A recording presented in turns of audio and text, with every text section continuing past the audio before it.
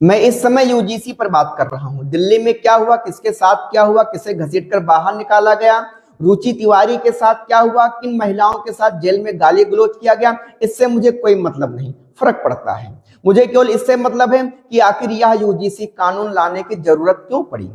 नमस्कार दोस्तों, मैं शुभम संघर्ष। यूनिवर्सिटी ग्रांट कमीशन का यह कानून ना तो किसी छात्र ने मांगा, ना किसी राजनीतिक पार्टी ने इसकी मांग उठाई, ना किसी एक विशेष दल ने, ना जनरल ने, ना एससी ने, ना ओबीसी ने, किसी ने भी इस कानून की मांग नहीं उठाई, ना तो संसद में इसके लिए लड़ाई लड़ी गई कभी। फिर यह कानून अचानक क्यों लाया गया? क्या समाज को दो भागों में बांटने के लिए? दूसरी बात, आप अपने अगल बगल की यूनिवर्सिटियों को देखिए, कहीं दूर जाने की जरूरत नहीं है, आप जहां हैं वहीं देखिए। अगर आप फैजाबाद हैं तो फैजाबाद को देखिए, लखनऊ है तो लखनऊ को देखिए, गोंडा है तो गोंडा को देखिए, अलीगढ़ है तो अलीगढ़ को देखिए। और जो ग्रेजुएशन की तैयारी कर रहे हैं उनसे पूछिए, क्या कभी यूनिवर्सिटी में जाति के नाम पर रोज झगड़ा देखा? क्या रंग के आधार पर लड़ाई देखी? क्या ऐसी कोई बात सामने आई? आपको जवाब मिलेगा नहीं। हाँ, मैं मानता हूं कि अपवाद हो सकते हैं, छात्र हैं तो दो छात्रों के बीच में झगड़े होते हैं, ड्रेस के कारण, जलन के कारण, निजी विवाद के कारण, लेकिन जाति के आधार पर रोज का संघर्ष हमें नहीं दिखता। मैं खुद ग्रेजुएट हूं, पोस्ट ग्रेजुएट हूं, कॉलेज गया हूं, डिग्री कॉलेज में पढ़ा हूं, और अगर चाहूं तो मैं अपनी डिग्रियां भी दिखा सकता हूं। हम सब साथ पढ़ते थे, साथ खाते थे, साथ पानी पीते थे, हमें कोई दीवार महसूस नहीं हुई। फिर यह दीवार खड़ी करने की जरूरत किसे पड़ी और क्यों? आज हालत यह हो गई है कि ओबीसी, एससी और जनरल के बीच अलगाव पहले से ज्यादा दिखाई देने लगा है।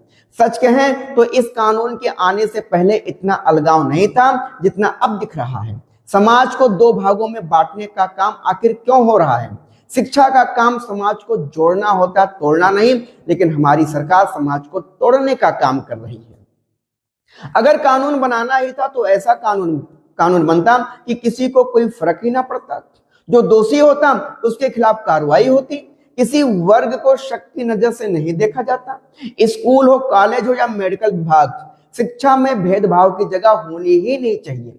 बच्चा पढ़ेगा तो आगे बढ़ेगा, एग्जाम क्वालिफाई करेगा तो डीएम बनेगा, एसडीएम बनेगा, नहीं एग्जाम क्वालिफाई करेगा तो नहीं डीएम एसडीएम बनेगा।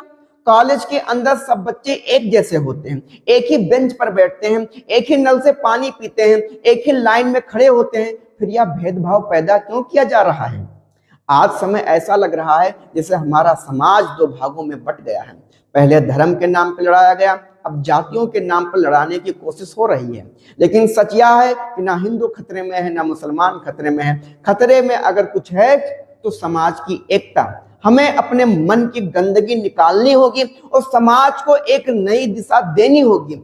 दुनिया के देश आगे बढ़ रहे हैं, चीन आगे है, जापान आगे है, अमेरिका आगे है, और हम अभी भी जाति के कुंठा में उलझे हुए हैं।